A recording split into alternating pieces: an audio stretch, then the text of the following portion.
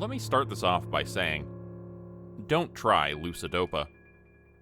If you need to know the reasons not to, let's start with temporary psychosis, permanent neurological issues, accidental death, etc.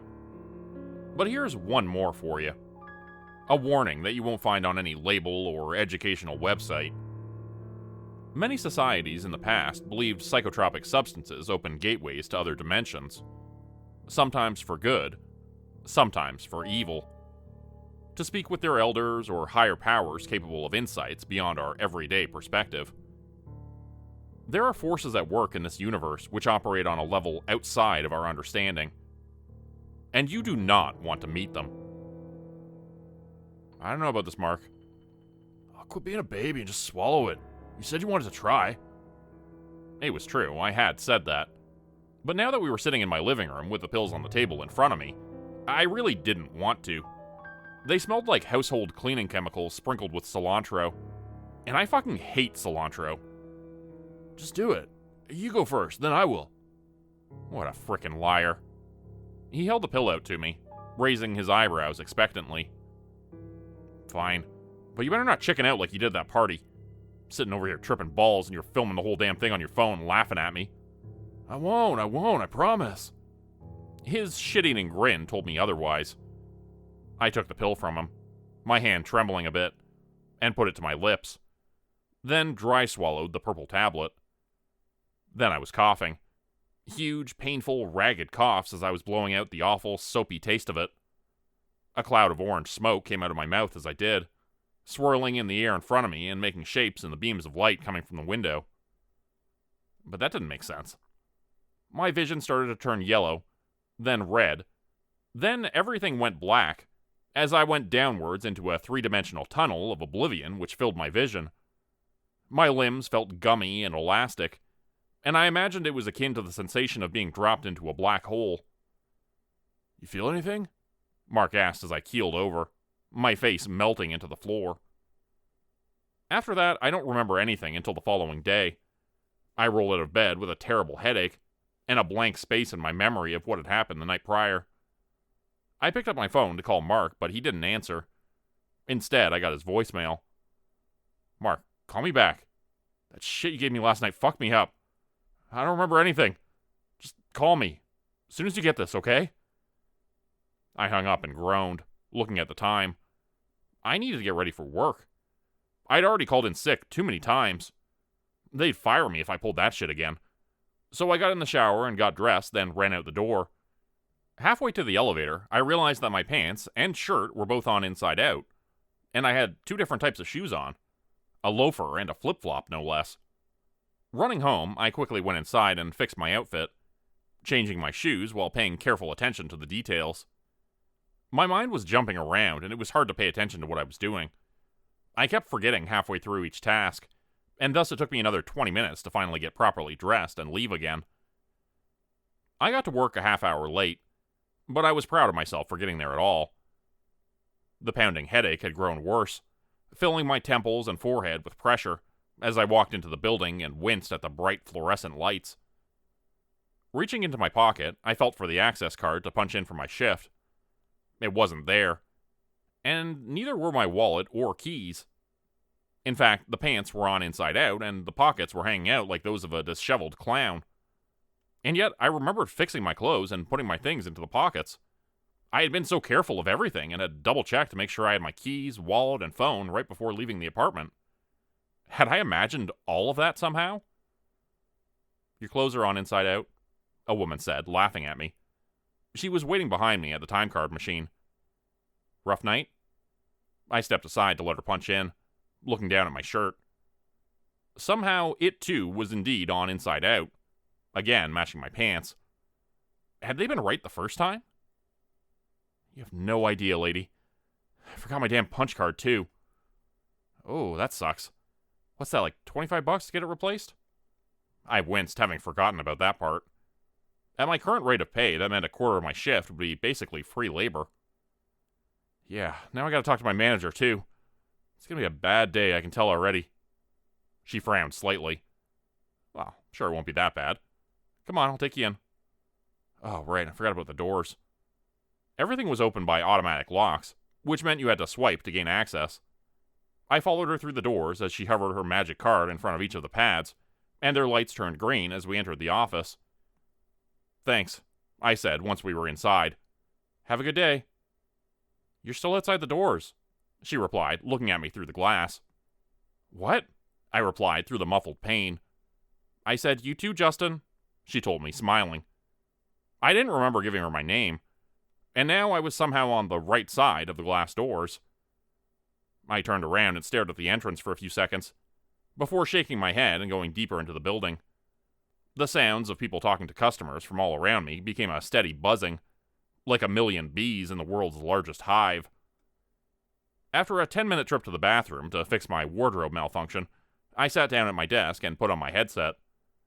After several attempts at my password, I managed to log into the glitchy computer software and began to take calls.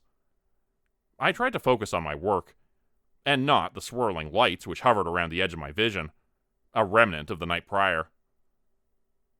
Working as a customer service representative for a major corporation is one of the most boring and psychologically uncomfortable jobs on the planet.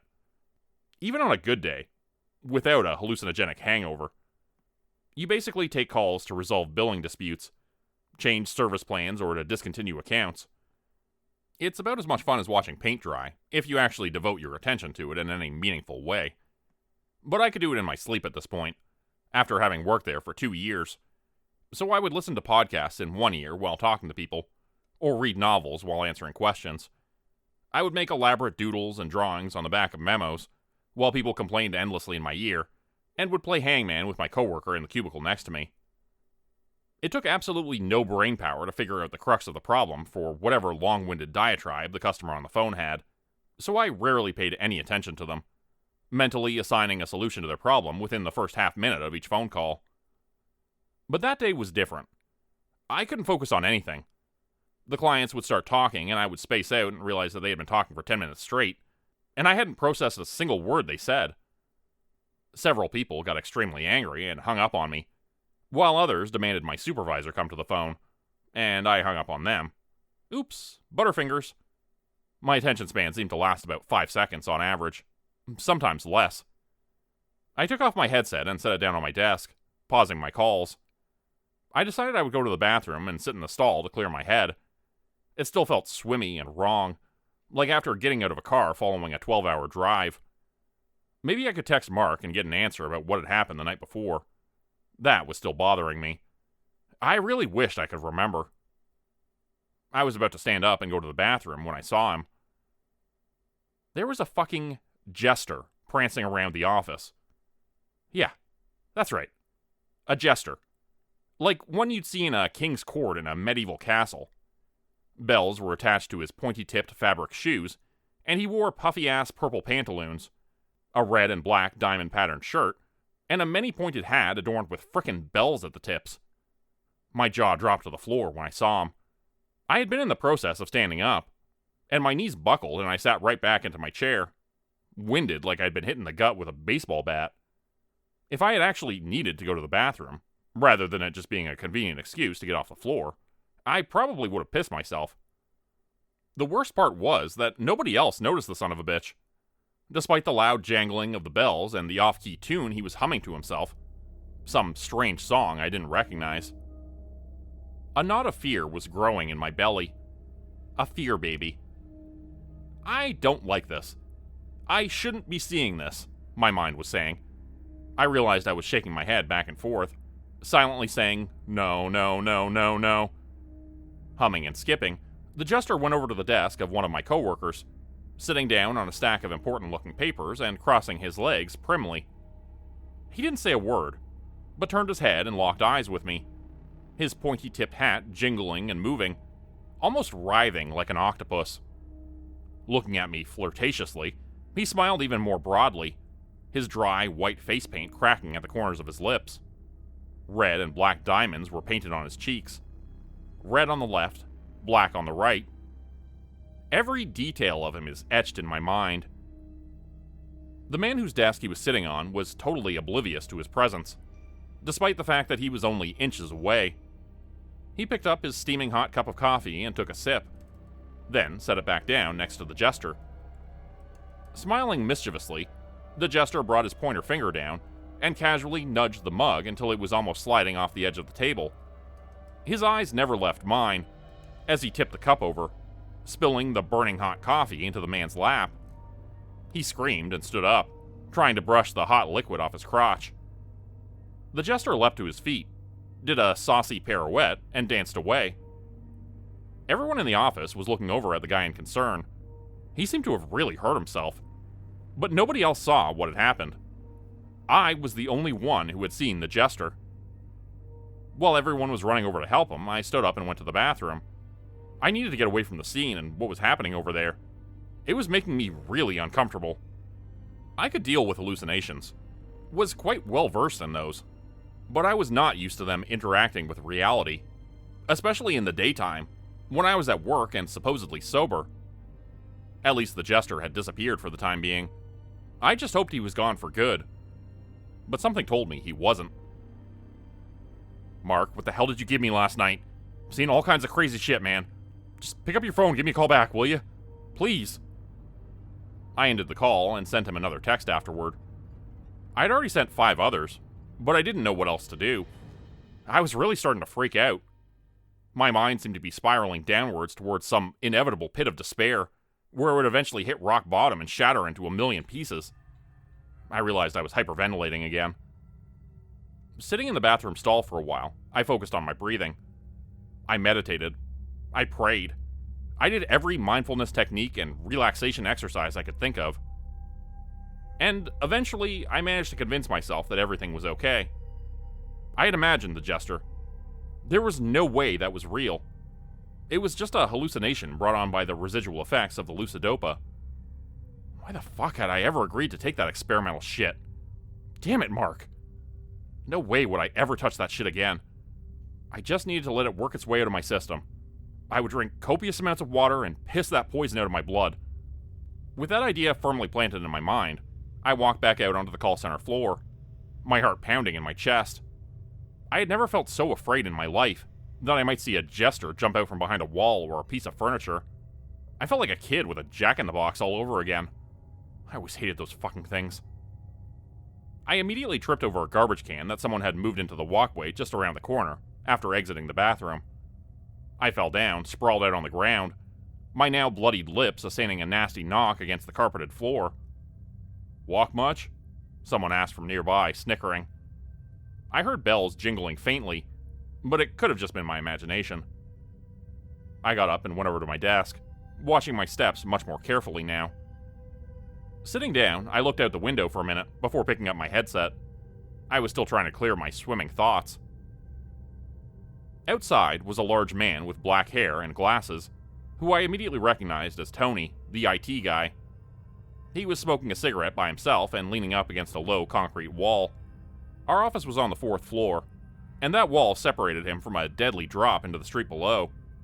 Suddenly, it looked flimsy and far too unsafe to lean up against like that. The jester wasn't there, but then I blinked my eyes and he was. It was like he just appeared by magic. He was standing right next to Tony, leaning up against the wall and miming him, pretending to smoke and talk on an imaginary phone. The jester looked at me, saw me watching, and smiled.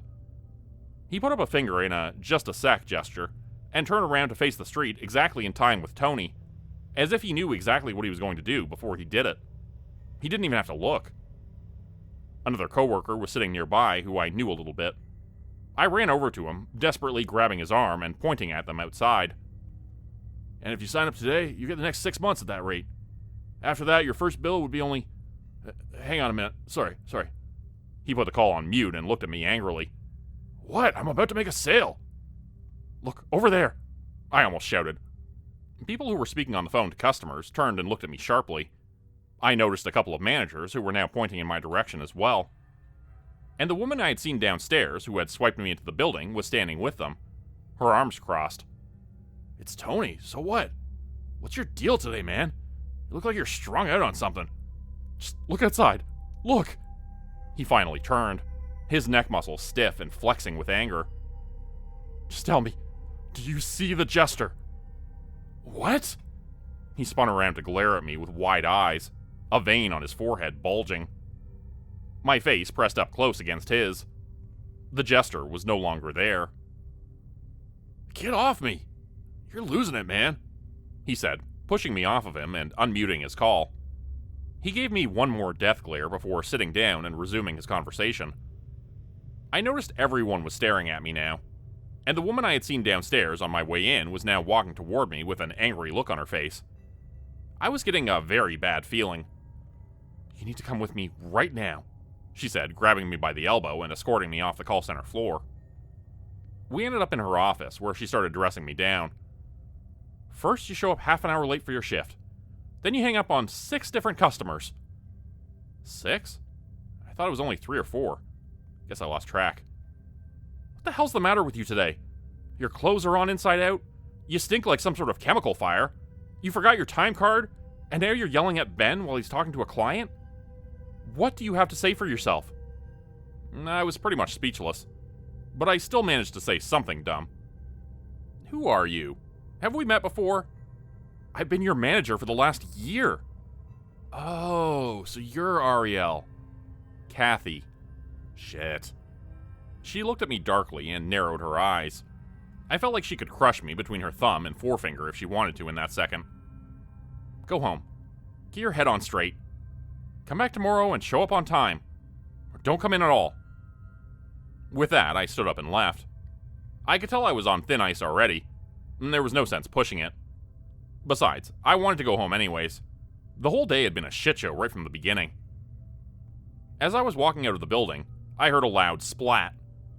I looked over to my right and saw the flattened body of Tony the IT guy.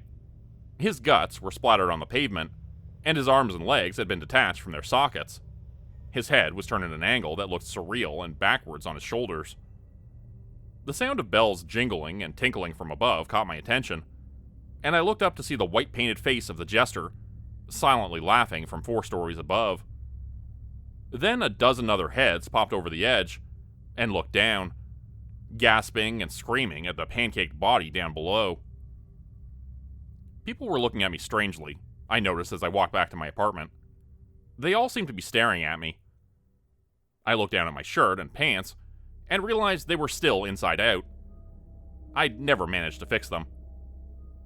The phone in my pocket began to vibrate and ring, and I pulled it out to see an odd number was there. The last name looked familiar, and I realized it was Mark's mother. "Hello? Could I speak with Justin, please?" "Yeah, this is Justin." "Oh, hi, Justin. It's Lisa, Mark's mom, calling. I was wondering if you'd seen him this morning. He was supposed to pick up some groceries for me today, but I haven't heard from him, and his phone keeps going straight to voicemail. I'm starting to get a bit worried." "Fucking jester," I muttered, my heart suddenly pounding in my chest. "What's that, dear?" "Oh, sorry.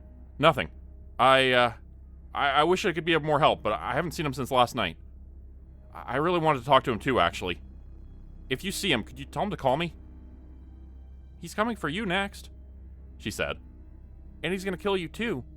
Just like Tony." "What?" I said, "Of course, dear. I'll let him know you want to speak with him. Is something the matter? You sound a bit off." No, sorry. I'm fine. Just feeling a bit under the weather, maybe. Look, please just let him know I need to speak to him. It's important." "My pleasure. I'll do that as soon as he..." "Oh, wait, here he is. Mark just walked in the front door. Did you want to speak with him?" I exhaled a deep sigh. I felt like maybe this nightmare would be over soon if I could just talk to Mark. He would tell me what happened the night before, and he would tell me how much longer the side effects would last, and he would... I lost my train of thought. "Sure, yeah, put him on." I felt much better knowing Mark was okay, especially after the events of the past few hours. But I was still pissed at him for feeding me that shit. "Hey, what's up, dude?" he asked. "What's up?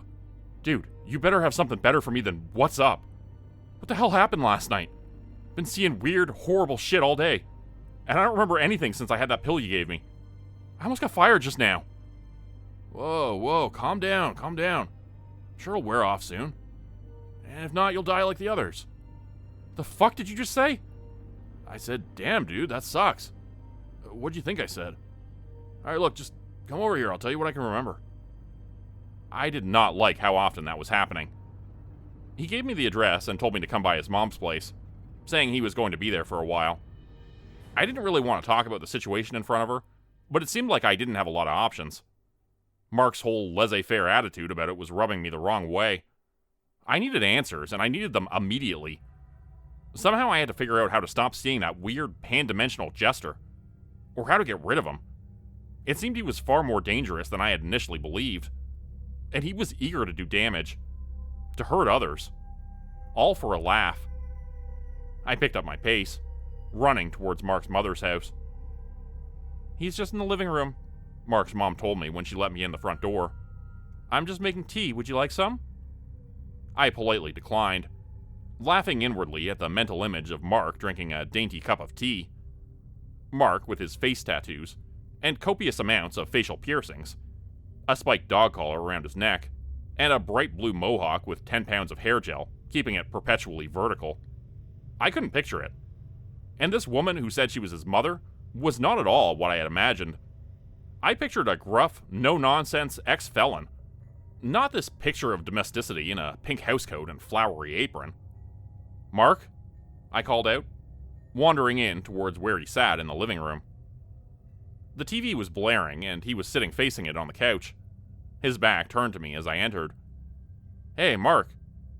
He still didn't turn around, and I got a bad feeling as I walked past the couch and stood between him and the TV so that I could finally see his face. At least, what was left of it. Mark's skin had been brutally removed from his features. It had been cut with a sharp blade around the edge of his scalp, jaw, and cheeks, and then lifted off like a tablecloth, revealing the muscle, tendons, and bone beneath. He reminded me of a model I had built as a child, the Invisible Man, a clear plastic shell coating the innards of a person, showing organs and bones beneath like a 3D anatomy model. His eyes were bulging and puffy with no lids to cover them. Red blood seeped from everywhere and was dripping in rivulets down the center of his chest. A large crimson blotch was at the neckline of his shirt, where it had begun to gather and congeal. "What the fuck?" I heard myself say. At the sound of my voice, he began to spasm and jerk. Alive, but barely. Only by a thread. In the kitchen, I could hear the sounds of humming and singing. Mark's mother. Mark's mother. Oh, shit. This was not good. "Have you been hurt in a car accident? Slip and fall? Work accident? Or tried an experimental chemical cocktail your idiot friend fed you?" I realized the television had been mysteriously unmuted. Turning to look at it, I saw the jester who had been tormenting me all day. He was in a slick navy blue suit, and speaking rapidly from a leather office chair in a finely appointed law office. "Then call me, the pan-dimensional jester. I'll invade your reality and turn your daytime life into a waking nightmare. You won't know it's real anymore. You won't know if you're real anymore. Your friends and loved ones will abandon you. Your job will be lost, and you'll wind up homeless on a street corner. Your teeth will rot and your dick will fall off. Don't miss out on this fantastic opportunity. Have more Lucidopa today. They're in his front pocket, Justin. Reach inside and grab them." I realized I was now reaching into my dead friend's pocket, trying to fish out the plastic baggie inside. Recoiling, I jumped back away from him and stood up, taking stock of my surroundings. The humming sounds from the kitchen had ceased, and I could vaguely hear the woman who had let me into the house moving around furtively. "I don't like this," I said to nobody in particular. "I don't like this at all." "Come on, Justin, try it. You said you wanted to try it," Mark's fleshless face said to me from the couch. He was reaching into his pocket and pulling out the pills for me. "Take them, Justin. Take them all. Do it. Be like me. Be like us." Mark's mother entered the room from the kitchen, and I noticed she had no head. Her body was moving around like she was fully alive, and she still wore the same frilly pink housecoat and flowery apron. She carried a tray in front of her with a tea set laid out, prim and proper as if the queen herself were stopping by. Suddenly a jet of half-coagulated blood jettisoned from her neck like Old Faithful, spraying the ceiling and then floating mist-like downwards and raining all around us. She set the tray down and began to move toward me, her arms outstretched as if to grab me. That got me moving. I ran the fuck out of there and didn't look back. Not even when I heard Mark screaming after me, his voice maniacal and raving. Come back to take your medicine, Justin. It's time to take your fucking medicine. Looking back over my shoulder, I saw the three of them standing in the front doorway, like a happy little freakish family. Mark with his arm around his headless mother, the jester standing behind them, capering and laughing. I'm still trying to figure out what the hell to do now. The police are looking for me. I'm wanted for at least 2 murders. Turns out someone saw me running screaming from the scene of the crime. The house where Mark and his mom were found dead. There are questions about whether I pushed Randy, the IT guy, from the 4th floor balcony at my work as well. I know I didn't do these things. I'm certain of who did, though. How do I explain this to the police? I'm not the man you're looking for, officers. It was the man in the pantaloons, with the many-pointed hat and the jingling bells. The one you're looking for is the jester from another dimension. The one who can teleport and stop time, who can reanimate the dead and can make the TV send you messages. Somehow, I don't think they'll believe me. But you do, right? Become a channel member today for early access, bonus videos, and special emojis only available to members. Check out the description below or click the join button for more info. If you'd like another way to help support the channel, please consider joining my Patreon page at patreon.com/JordanGroupeHorror. As a patron, you'll get access to bonus videos and content. You'll be credited at the end of every video going forward, and if you decide to stay for 3 months, I'll name a character after you which will be featured in a Hollow's End story. Links to join the Patreon are in the description. Thanks everyone for listening. Please like, subscribe, and comment to help the channel continue to grow. And see you again next time at 4 p.m. Eastern Standard Time. Hope you have a great night.